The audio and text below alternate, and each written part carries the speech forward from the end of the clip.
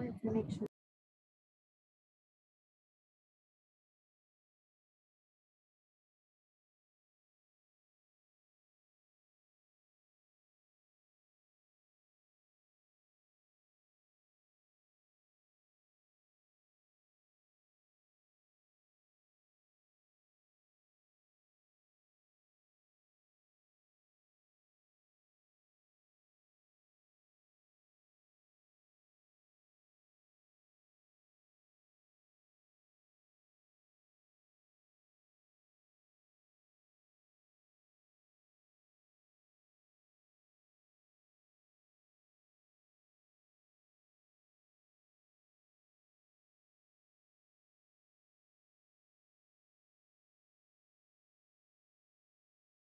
I'm going to turn on this video, and then you can just minimize this one so that you have these here.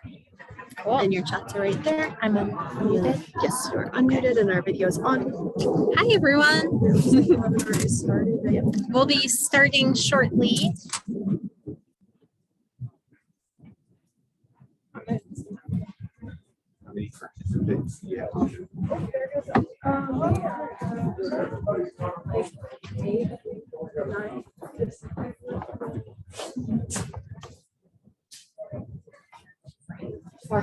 Sorry, I have to jump on here. We'll just make sure that you're standing in front of the laptop. That's what's going to. Oh, yeah, it's still showing them you. This is just the minimized screen. It's showing me everything, but you're on the main screen.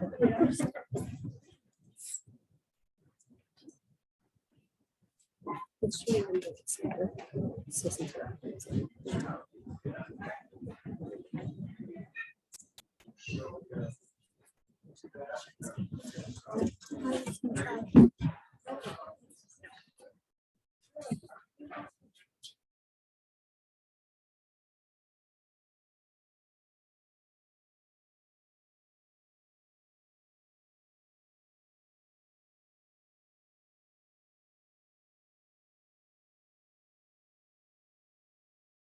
Mistake. Yes.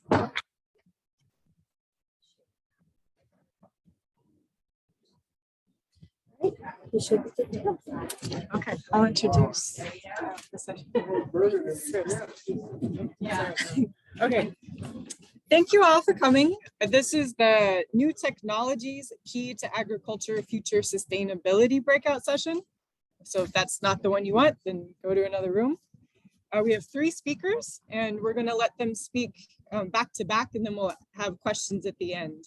We have a lot of people on Zoom, and so we want to make sure our speakers talk into the computer, and if someone asks a question, we'll ask that you repeat it, and I'll remind you as we go on. But without further ado, we'll have our first speaker, Colleen Hanley, who is the Food Systems Research Specialist at the Sweetie Center for Sustainable Food Systems here at ASU. Thank you, Colleen. Thank you, Gina. So great to be here with everyone today. It's been a great couple of days, and so I'm just so happy to be in person again together, and also excited to speak with these other great presenters today. So I want to talk a little bit today about technology and innovations in organic agriculture. And I know that we don't have a mic, so if people are having trouble hearing me, just put a hand up and I'll try and shout louder, especially if we have a plane above. So I'm going to start with a little bit of priming about why organic is significant.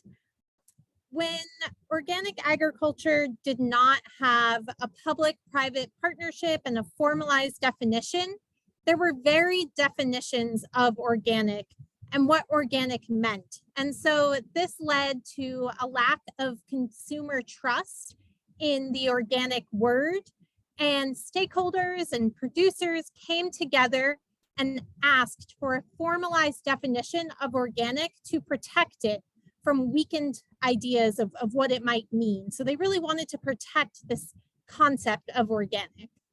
And with that, Kathleen Merrigan, who we've all heard from over the past couple of days, she was the main author of the Organic Foods Production Act, also known as OFPA. So what OFPA OFPA did was it established the National Organic Program, which created standards and regulations for organic agriculture, but it also created this 15-member advisory committee called the National Organic Standards Board. And bear with me, there are a lot of acronyms in organic. So the NOSB, we have the NOP, the NOSB, and the NOSB is really special because it allows for continuous improvement of organic. So the standards can be revisited and material review, what materials go in and out of organic agriculture. So really this legislation was baked with continuous improvement in mind. Now, the final rule to establish the NOP was officially implemented in 2002, while OFPA was authorized in 1990. And just a couple things, I know I don't have too much time, but some things about what organic means under the USDA certified organic label. Land must be managed organically 3 years prior to certification.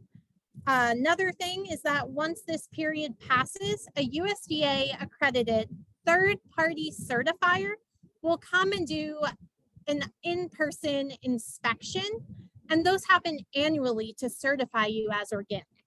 And so the standards themselves, organic agriculture prohibits use of almost all synthetic pesticides and fertilizers. It prohibits the use of genetic engineering. It requires practices to build soil quality like composting and green manures. It requires practices to conserve soil like cover cropping, mulching, conservation, tillage. It requires practices to help manage pests and diseases and increase farm biodiversity. And for organic livestock, it prohibits the use of antibiotics and growth hormones and requires access to pasture for ruminants during the grazing season. If you want a full list of all that organic means, which is a lot, it's available on the NOP's website through USDA, and I encourage anyone interested to go and read that fuller list. But why does organic matter for Arizona? Well, one of our sponsors, Patty, from Duncan Family Farms, has been around the past couple of days, and she's great. So Duncan Family Farms, it's one of the largest certified USDA organic farms, and it's right here in Arizona, which is exciting to have that in our state. Also in Arizona, we harvest almost all year with the different temperate zones in our state, and so we do pretty well with organic farming effort here. In 2019, the sales of certified organic agricultural production totaled 203 million in Arizona, which is a significant increase from 2016's 118 million. It's just over or just under 70%.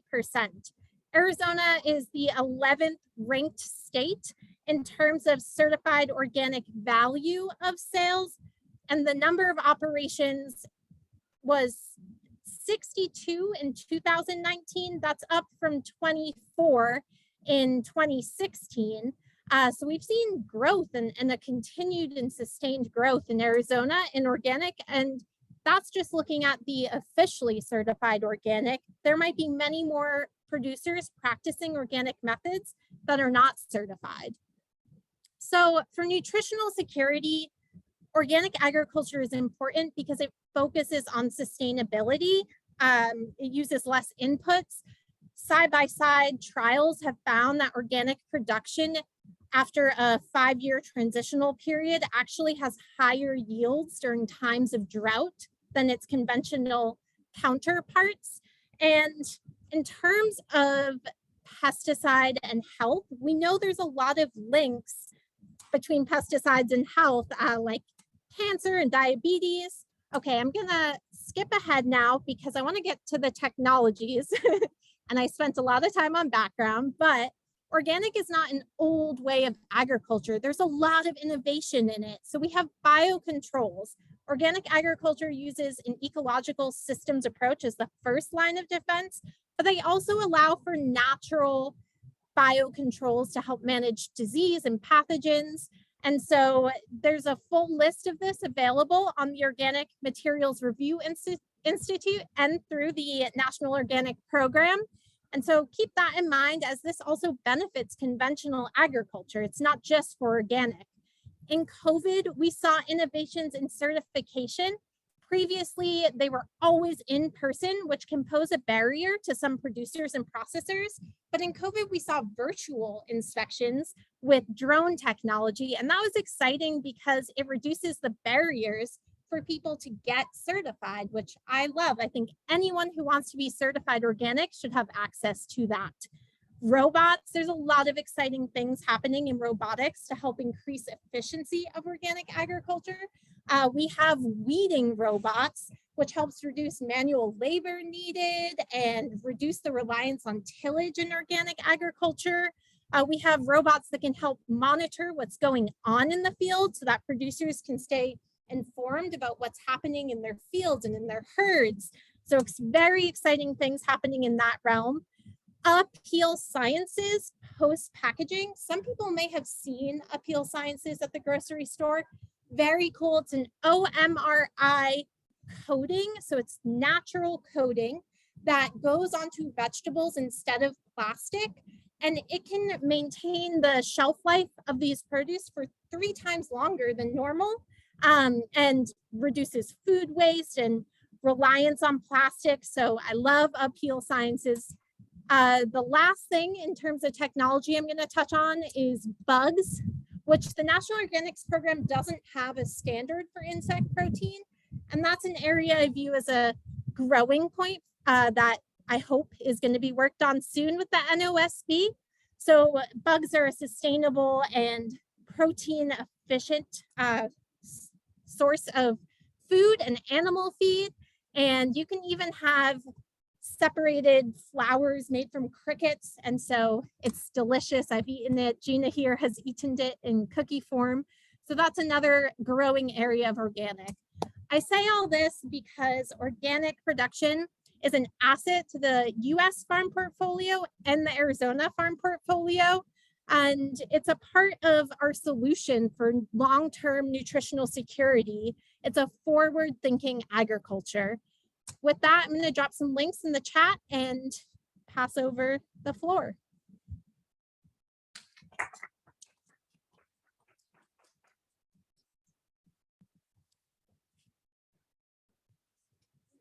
Great, thank you, Colleen. That actually made me realize I didn't introduce myself. I'm Dr. Gina Nichols. I just got my PhD recently, so that still sounds weird. But I'm an assistant research professor at the Sweetie Center for Sustainable Food Systems. So I work with Colleen. And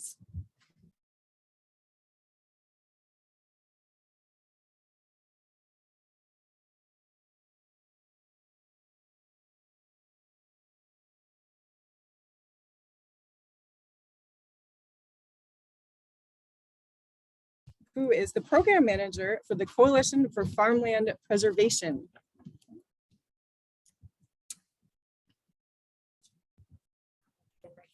Yeah, right in front of the computer. Sorry. Here's a clicker for you. Okay, so going forward, back, perfect. Do I have to unmute or anything? Is it unmuted? Good to go. Okay.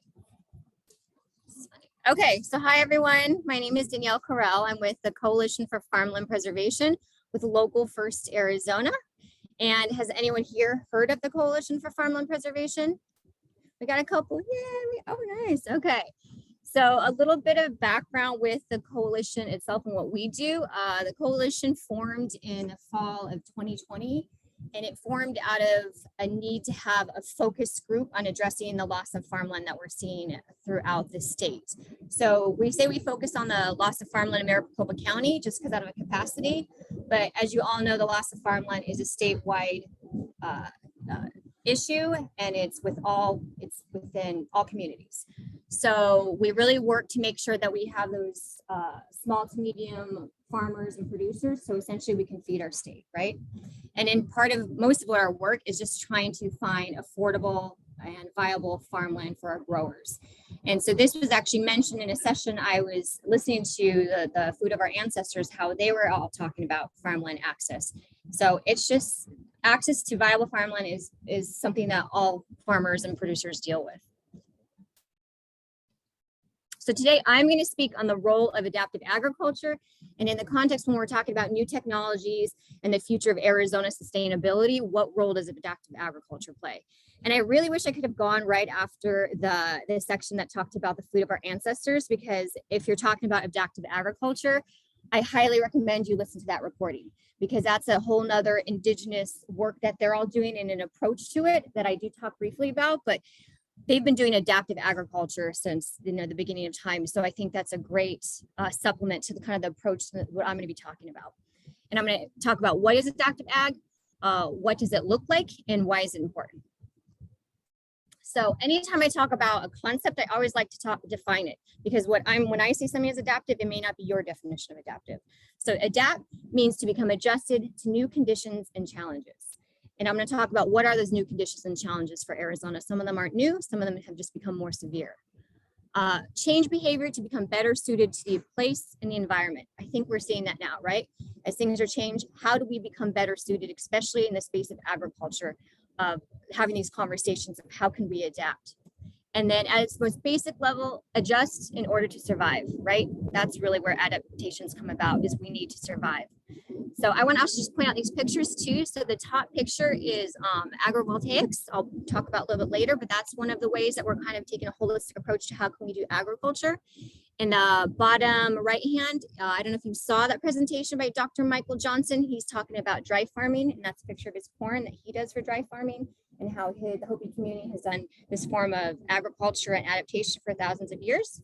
And then we have a picture of the lower left-hand picture is on the right, that long root structure, that is Waiuli, which I'll be talking about. It's a desert adapted crop.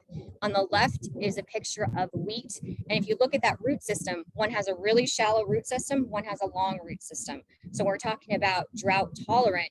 That long root system allows for it to assert nutrients and waters further down. So it's really important if we want to adapt to a drier, hotter environment, we talk about what are we growing. Okay, so what are the changing conditions in agriculture in Arizona? And again, some of these are just becoming more severe. At the top of the list, no surprise, is our water challenges, right? Especially in the ag community. This is something that farmers are always adapting to. So I don't know if any of you guys follow what's going on in the water world, but for CAP, which is Central Arizona Project, we are currently in the tier 1 shortage, which means that they've been issued a reduction of water supply. And this is really resonates with farmers because they have the most junior water rights. So they are going to be the first that is cut from this water.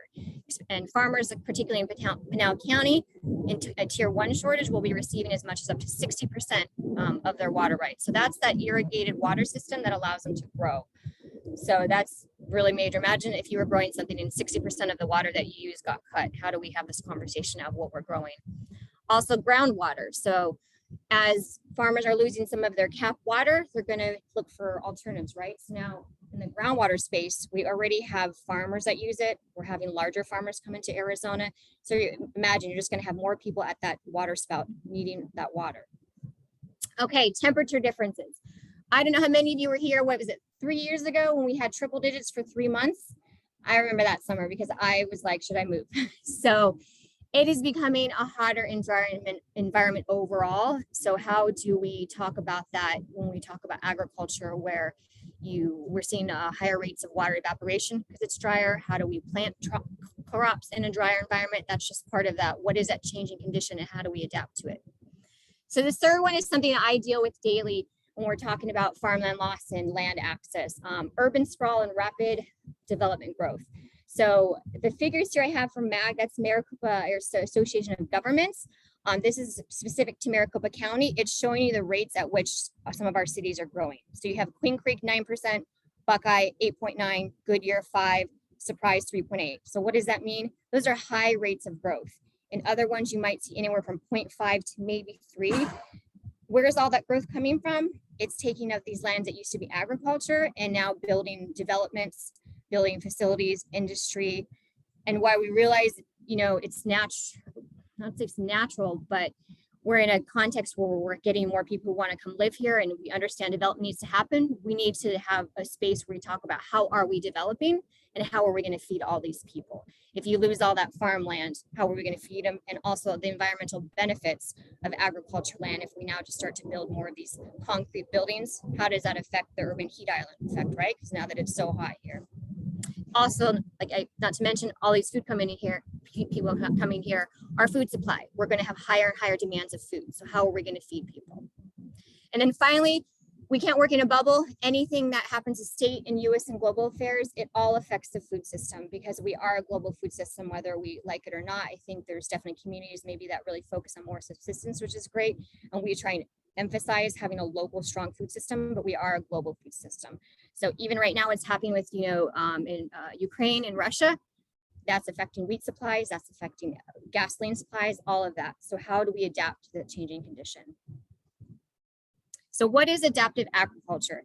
The reason I don't have like a list here per se is because it is really based on your environment. So I have principles here, right? And I think the number one would be it's highly contextual. Adaptation at its core is a locally adapted solution to what is going on in your environment. So that's why I say a great presentation to listen to is the role of our ancestors, because they talk about how they use that localized approach. It's very place-based. You know your land, you know your soil, you know what you need, you know what you need to adapt to. It's also very systems oriented. Sometimes in agriculture, we try and have some people have a linear approach to things, right? We'll just grow this kind of crop. We'll just bring in inputs, and they're not looking at the ecological system and how one thing affects the other. You grow something here, what other plants do for here, what is the water? So adaptation is really that circular holistic approach. Adaptation is continually responsive. It's funny, Colleen talked about how the organic and all of that is continuously, you know, improving. Same with adaptation, right? It's continually responsive, and it's so important to have that approach, especially if it's locally adapted solutions. Yeah. Get the slides here. Not working. They're not sharing on the.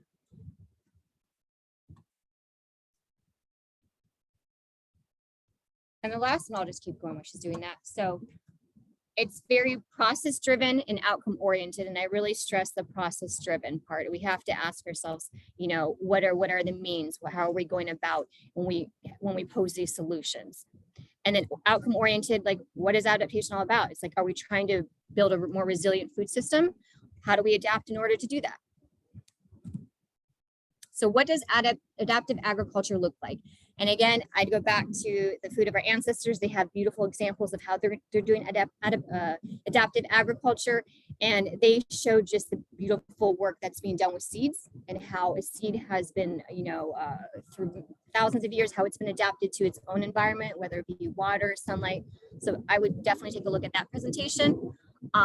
What does it look like? I've kind of touched upon this, but it basically means being open to questioning what we grow and how we grow. And that's the space I work in right now, is we need to have these conversations with maybe we've been growing things that are very water intensive. How do we adapt to that? Because is that even possible anymore? It includes integrated technology, and I always stress, but it cannot replace biology. Sometimes there'll be an approach of technology is a solution, and we say technology is part of the solution. So technology has a role, but knowing /ecological process are very important. Dr. Michael Johnson brought this up, as well as Dr. Melissa Nelson. It's Indigenous ecological / agricultural knowledge. So Dr. Johnson brought up that it's now been officially recognized as science, but I think there's been a space for thousands of years that's known this as a science. And it's really great to see them being moved into this space when we're talking about agriculture, because there's so much knowledge there that can be shared as we're coming up with these local adapted solutions. Combining modern science with ancient practices. So I really love this approach, right? What new things are we researching and coming up with, and how can we marry it with these concepts? Regenerative agriculture is all the topic now, but it's based on a lot of ancient practices. So how do we marry the two, make sure people are getting the credit they have for what they bring to the space? And then diversifying crops and using traditional methods to work with the environment. I can't stress that enough. I think we've had an agricultural system that has been saying, you know, what we want to do, how much we want to grow. We want to grow just certain kind of crops. We want to just have certain inputs and manipulate the factors in order to grow such high yields. Well, I think we need to step back and take a look at that, even how we're thinking about, is it just about profits and productivity, or is it about how we're doing it? Okay, so some more pictures. It's really hard to talk about adaptive ag in like 15 minutes. So Good Food Finder has a great page called Adaptive Agriculture. I will put some of that, I don't know if it's in the chat box already, but I can put that in the chat box. And we also have an Indigenous Pathways, Voices from the Field, where we give other examples like a food forest. That's adaptive agriculture. There's so many small movements and organizations and solutions going on right now that I really encourage you just to kind of go down that rabbit hole and look at like, how are people adapting? And then on the left, I have pictures of one example when we're talking about like, okay, let's talk about what crops we're growing. So Wayuli is a crop that is native to Mexico in the Southwest, and we're now using it to grow it as a rubber substitute, like, or a latex gloves, right? So usually we import rubber from Asia, and Bridgestone is now investing, Bridgestone Fires, like you get fires from Bridgestone, they're investing in growing this crop and seeing how they can use it in tires. And then other ones are getting in this space and seeing how we can use it for like gloves. It's a very drought resistant crop. It grows really well in arid environments. It has that long root structure I showed you. So again, it's just using an approach of, okay, rethinking what are we growing and how are we growing? And then at the bottom, I have Agro Voltaics. We have a couple farmers that are getting in this space right now. So we have a small farmer, Maya's farm, that she's going to be beginning that. We have a farmer in Douglas who's been working with the U of A Cooperative Extension and Biosphere, they've been doing research out there on their own farm, and he wants to incorporate that. In Colorado, we actually see working farms who are doing agrovoltaics, and I should explain what that is, right? So it's where you have solar panels on your farm and you're growing crops under it. So you're producing energy for the farm, or maybe they can link into the grid system and produce energy for the community. And then these crops are shading the agrovoltaics, the panels. So I don't know if you know, but with solar panels, for them to actually work at top efficiency and so they're not replaced, right? Like just you use them out too quickly, they need to be cooled. And a lot of times you see solar panels just out on top of parking lots, you see them on open fields, and they're not actually producing the maximum amount of energy they can have. So talk about if we really want to, use something to its full potential, keep it at its maximum operating temperature. And that's what these crops can do. And then the crops themselves, instead of them evaporating a lot of that water as the heat is beating down on them, you have the solar panels that cool them. So it's at this beautiful holistic approach of food, energy, water nexus, right? That's why I love this as a technology approach, because it has a holistic approach to it. And it's thinking about the whole circular system. So why is adaptive agriculture important? I think I've talked about this already, but let's bring it back to like my work that I do. So with the coalition, a lot of our work, we're in a space where we're trying to make the case for farmland. As we're all growing, why do we need to save our farms? At a basic level, you think, well, we need to feed people would be really an easy, point of view or argument, but it's not always, right? Because food shows up at the grocery store. We're in a place where we have Mexico, we have California, so we import a lot. So we're trying to show that, showing by how adaptive agriculture is, how important it is part of the solution to the climate challenges. We're talking about how to sequester carbon and to save water. Agriculture is prime in that space, and adaptive agriculture shows you how these growers have been doing it for so long. Agriculture is very relevant and responsive to the times. So right now, as we're talking about water, it's brought up that 70% of our water is being used by agriculture. I mean, I can also counter that with like, well, it's not just water going down the faucet, it's water coming out in the form of food. So it's not really a one-to-one conversation, but let's just talk about how it's using 70%. Okay, so let's talk about what we're growing. Instead of just getting rid of it and saying, oh, we got rid of it, that kind of solves our problem. Let's talk about what we're growing and how we're growing and how we can work within that 70%. I love agriculture because it just meets at the intersection of what we're talking about: food, energy, and water. We're like, you really can't talk about that, miss one of those components when you're talking about agriculture. And then finding solutions to feeding communities with limited space and resources. Adaptive agriculture and all these like local communities are great at that. As more and more people are here, we're having less water, less room. How do we grow and feed our communities? And finally, it shows the need to invest in new markets, ag approaches, and ways of thinking. Adaptation is just about that, right? We have to be open to changing. And so I want to leave you with a question. of showing you what adaptive agriculture can do. And this is just a small representation. How well are we investing in adaptation versus supporting the status quo? With that, I want to say, like, are we actually investing in our small growers and the people on the ground who are doing adaptation every day via policies, US Farm Bill, subsidies, crop insurance, grant writing? Are we supporting the people who are really having these solutions, viable solutions, and incorporating technology? Or are we still supporting the status quo and monocultural industrial approaches, crops maybe that still cannot be grown in an environment that is changing with water and temperature? So I don't know if you want to answer that on your own or the question and answer, but I always just kind of like to leave a final thought. And we're going to do questions at the very end. Thank you. Yeah.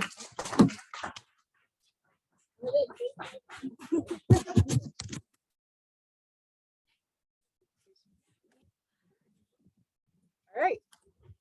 We have another presentation, I believe. Yeah, all right. Dr. Edward Martin. Wait, while we pull that up.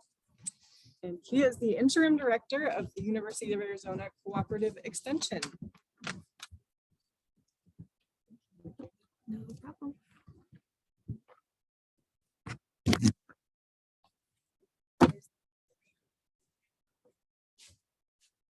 Take it back. Thank you so much. So I'm just going to say ditto from everything that Danielle said. So that's the future of agriculture. She's got it covered. So thank you very much. Appreciate it. Now I'm going to talk to you a little bit more about production agriculture. We're going to look at that a little bit closer. But before I do, I want to talk to you just a real quick second. I'm going to change so that people can see me. I'm a little taller. Cooperative Extension, what is it? Cooperative Extension is the outreach arm of the University of Arizona. We have offices in all 15 counties. We have offices on 5 tribal nations. They're called FERTAP offices, federally recognized extension tribal programs. There are 35 of them across the nation. These agents, 7 of them are in Arizona. We have them on the Navajo, we have them in Hopi, on the Crit, Wallapai, and San Carlos. We also deal very closely with many of the other tribal nations. Yes? Take a quick look at this. All right, take a quick look. So anyway, I'm going to continue talking. So those of you that are out there in the state, contact your local cooperative extension office. You've got a question about agriculture, you got a question about food, talk to those folks out there. They're available to you. This is a little map we're working on right now. We have well over 2,000 collaborators, partners that we work with throughout the state. So we're not just in Maricopa County, we're not just in Tucson, we're all over. So I just wanted to let you know about that. Now this is not working.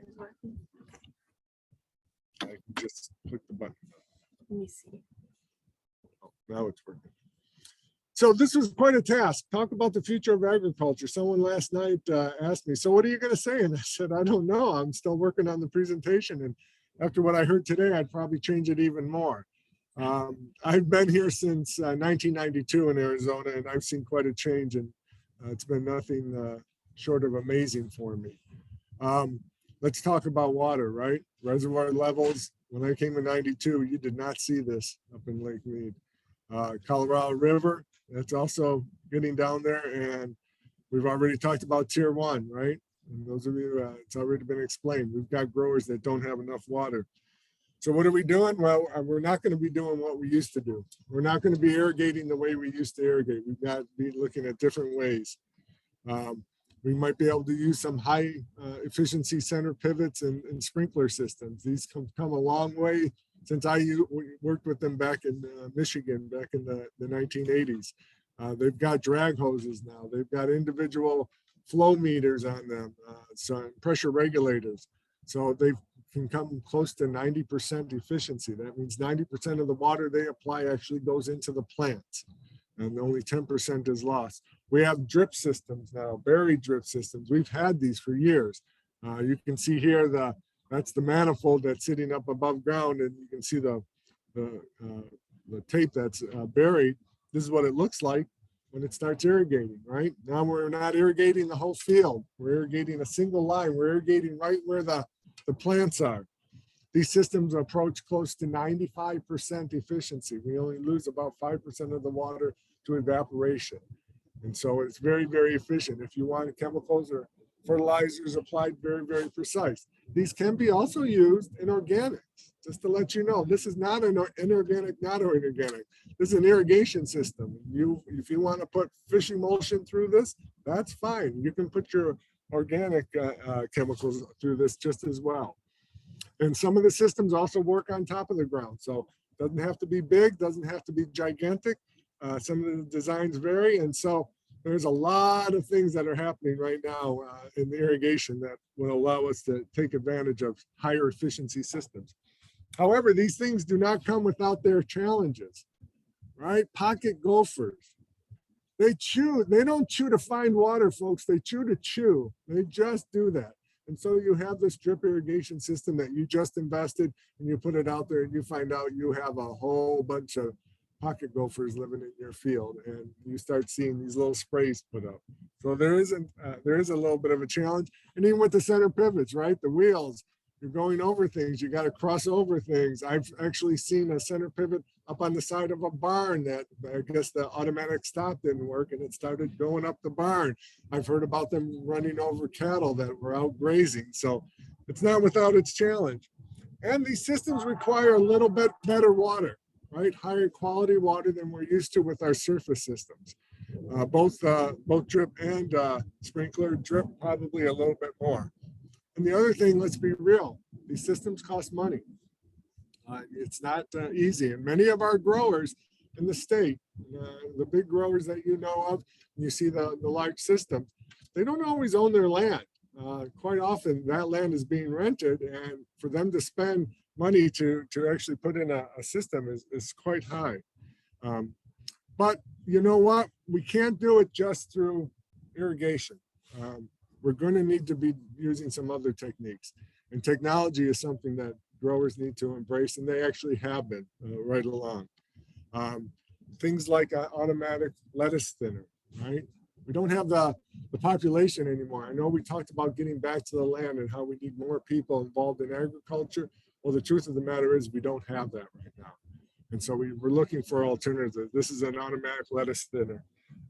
They're also looking at putting steam, injecting steam into the ground. This is something I just saw in Yuma a couple of weeks ago. Kills the weeds, kills the pathogens. We don't have to spray any chemicals. Sounds great. It also looks like it's also moving salts out of the root zone. So that might be something that we'd be looking at. Field Scantilizer. This is something new. This is not GMO. What they do is they plant a whole bunch of plants in this thing. This is at the Maricopa Ag Center at the University of Arizona, just down in the city of Maricopa. Looks at individual plants, and it looks to see if that plant is growing very well in our environment. And if it is, it will identify that plant. Now we're going to harvest that plant and harvest those seeds and try and grow that out and see if we can get the genetics that way rather than trying to inject them into a plant or anything. So this is a field Scantilizer. It gets all kinds of information. This is the data age, right? Information is what's key here. We also look at genetics. Once again, we're not changing the genetics of cattle. We're just using the genetics, using the information that we're getting from them, and trying to make sure that we're using good crossbreeding to improve herd quality. And once again, that can be organic too. So drones are becoming really big, not only in size, but in use, right? We use drones now to assess plant health. So you send a drone out there so it can look at the entire field, right? And it can tell you what the status is and the health of your crop is. We can also use them. They're big enough you could spray. So if you wanted to spray some BT on your cotton or some BT on your crop, if it's an organic crop, it would know exactly where it is in that field, where the problem is with the bugs, and it could put the spray on. Or if you wanted to spray on a fertilizer, you could take a look at that and use that. This one's hard for you to see, very hard. It's got a little circle there.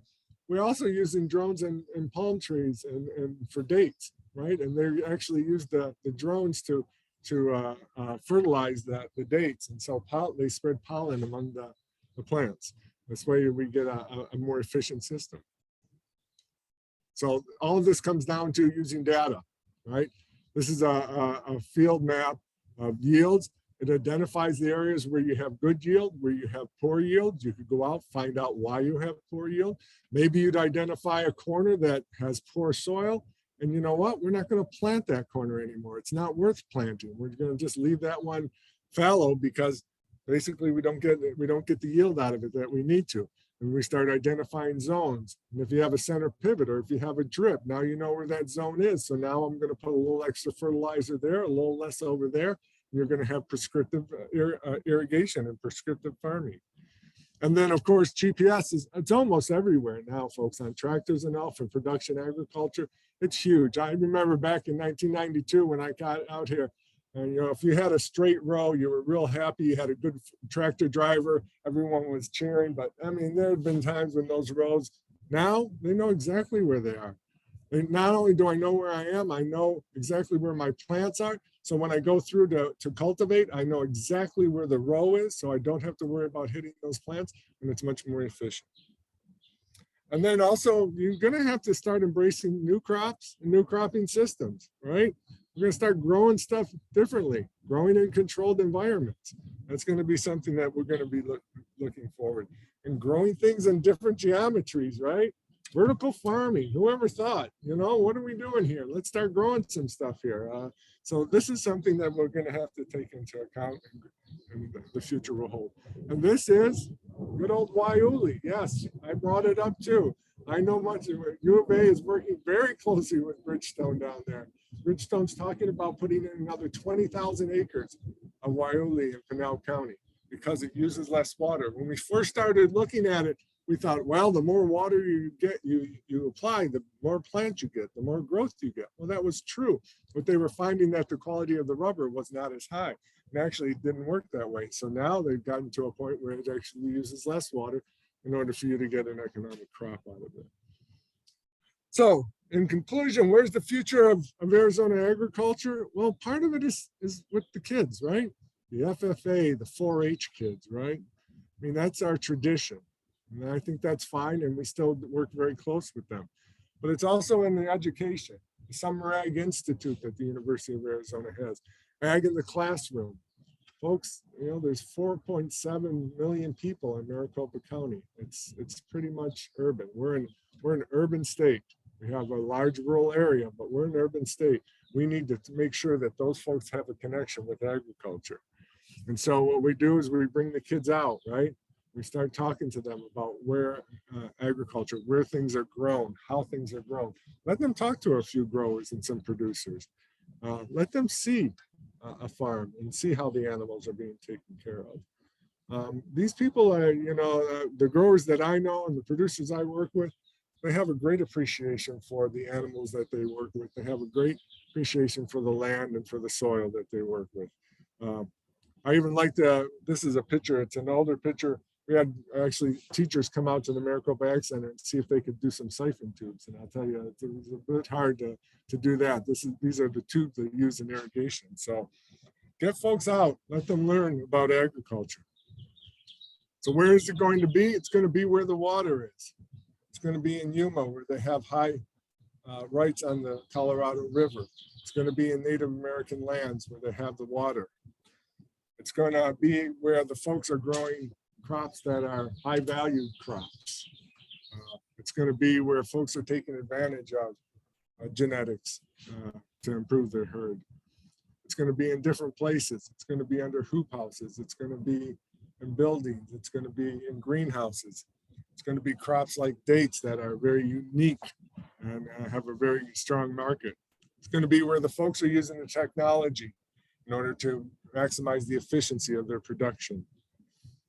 It's going to be where people are paying attention to folks like you. They're going to start paying attention to being certified public or products from sustainable agriculture and farming, grown locally. It's going to be folks that are listening to their customers. I have growers that are growing organic corn, sweet corn. Asked him why he grew organic sweet corn. It's a grower out in Mesa. He said, because that's what my customers want. That's why he's growing it.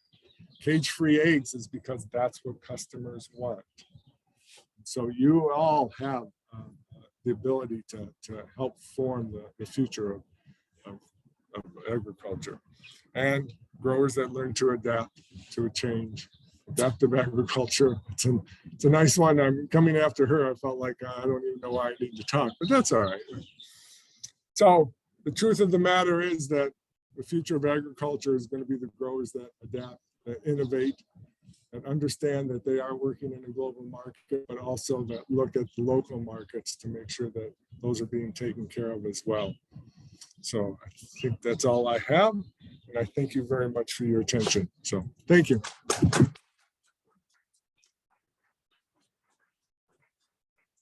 Great, so we're gonna have the speakers come up and we'll switch off between questions from here and the Zoom folks.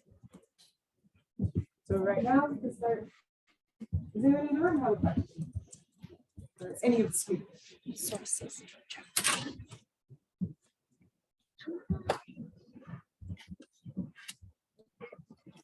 Yeah, no questions. Oh, yeah.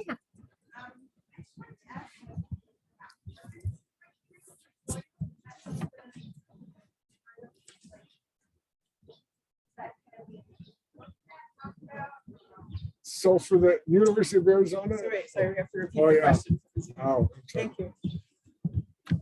Oh, carbon sequestration in the soil, is that something being talked about?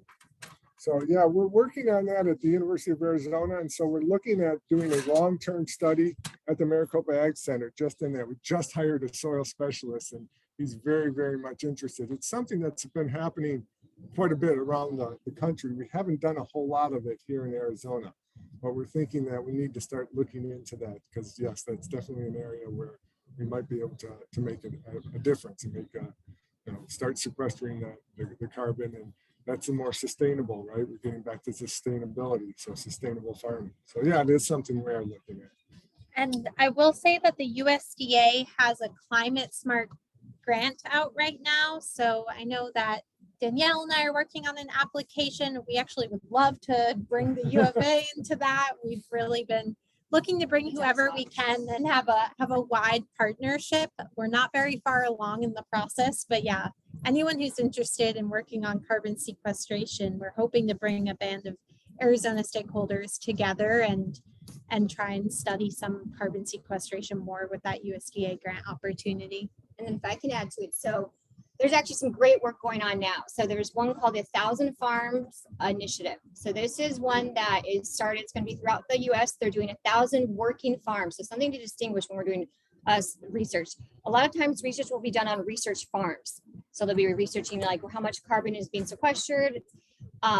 And while that has its own place, sometimes when you then take that research and you put it on a working farm, the context doesn't work. So what's really important about this 1,000 Farm Initiative is it's going on working farms, farms that have already maybe been doing regenerative, organic, native, there's so many words, but are doing their own practices, and they're going to measure what carbon sequestration has been used. A lot of times it's on grasslands because in order to sequester carbon, you do need to have a lot of foliage, vegetation. That's how you bring the carbon down, but it is on also vegetable farms and such. But so it's taking these working farms, collecting the data and showing how much carbon sequestration they have already been sequestering, or as they're transitioning and going from conventional to this regenerative approach, what's the change in carbon sequestration. So that's one great project we're doing.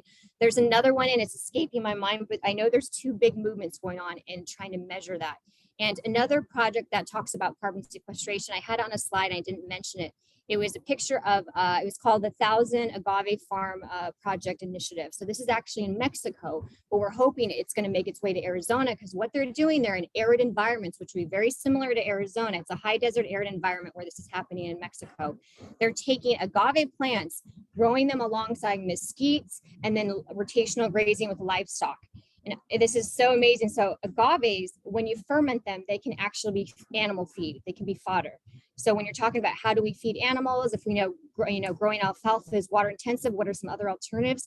When you ferment livestock, you can feed the animal. You're doing a regenerative grazing. So that's carbon sequestration via what you're growing and also the livestock.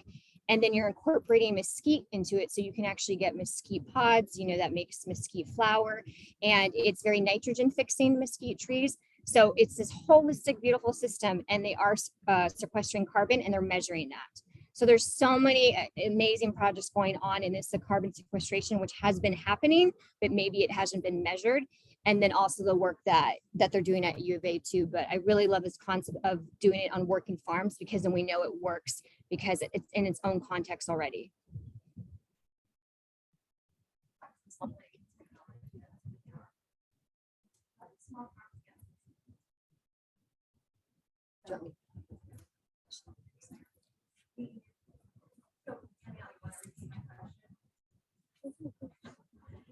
So the question is, how do small farms get technology? And one thing that I would say is really important is open source technology. And so open source technology helps with equitable distribution because anyone can access this technology. So that's one point that I have. I think we really need to focus on open source technology for equity.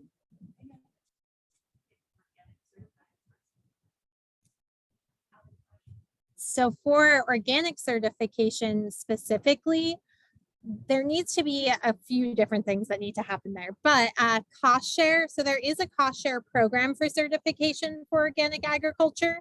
And it at one point was up to 75% of the cost of certification could be reimbursed, but then funding would run out, or now it's 50%. And so that's something on this farm bill that I'm really interested in seeing. And a lot of people are pushing for that in the upcoming farm bill, is to restore organic cost share program back to what it was, and even I'm hoping increase it to 100%. Another thing is technical expertise and support. So there's 9 out of the 17 USDA agencies that work in organic, and even with that, there's an unequal distribution in terms of knowledge about organic. So someone might go to their FSA agent and they might say, organic, what? So if you don't already know these inner lingo and practices, then you're not getting that technical support that you need. And so we need to really see a cross-agency push. We need to increase funding and technical support for those who want to learn about organic. We also need language equity. So we need to have these resources in many languages. I was happy when Spanish was added to the National Organic Program, but that's not enough, right? We need to expand the languages that we see these resources and materials in. I could keep going on and on, so I'm going to pass over, but yeah, there's a lot of work to be done. And so hopefully we will see that happen. Okay, so a great question, kind of did it to her. So, and talk about, let's talk about Agro Voltaics, that's technology, right? So we actually have farmers who are trying to find access to that. So it's like the grant process, which is why when I ask, are we investing in adaptation with these small producers? Because it can be very hard to find funding for them. Sometimes as a small grower, it's harder to do proof of concept. It's harder to have some of the documentation they want, even just the language itself to apply, but it is there. There is grant money coming out. There's a new one, which USDA is promoting. I don't know if you saw Secretary Vilsack speak about it. It's the Climate Smart Commodity Grant. So that's supposed to help with this climate smart commodities. But it can be difficult too, right? Because if you don't, it can be hard to apply for these grants because when you're working with small producers and you're talking about commodities to maybe have an established commodity yet. So it's there, but I think it's a great question because yeah, how can you talk about technology if people don't have access to this technology? So that's when we need to ask ourselves, are we investing? Are we making it easy? Are we doing incentives for these small growers to have access to that technology? So I love the concept of open technology. We're seeing that a lot with apps. So if they can get, like, I didn't mention drone, which I'm glad you did, because I am seeing even in like a small rural environment, you have people who are doing drones, right? And then it can tie into a free app they use, or they pay minimal and they're using it to monitor their crops, or they're using apps to communicate to their consumers. So that's kind of a space that we see that is accessible with the cell phone. But if you talk about some of these larger technology pieces, I think that's a great question of like, yeah, how do we get them access to it? So I don't know if you want to go on that. Yeah, if I can, just real quick. So we're working very closely with the USDA NRCS. And so they're looking very closely at trying to do programs in the urban sector and small and beginner farmers. Taylor, raise your hand. Taylor's actually our person at the Maricopa County Cooperative Extension Office. So we have that program going. I just had a meeting with them and they're looking to change the language so that FSA and some of those other government agencies that are used to, helping growers that have, hundreds and thousands of acres, we're going to start looking at helping growers that have, tens and 20s of acres, and that's something smaller. And so we're working on that. We have a program. So the technology is coming. The other thing that people have done is form co-ops, right? And so usually as a co-op, then you can purchase and then you can share the technologies between you. So, Monday you get the drone, on Tuesday she gets the drone or something like that. So anyway, check with Cooperative Extension, check with Taylor. Perfect. Thank you. It's time. So I want to thank our speakers. Yeah, and thank you, the audience. So, and Zoom.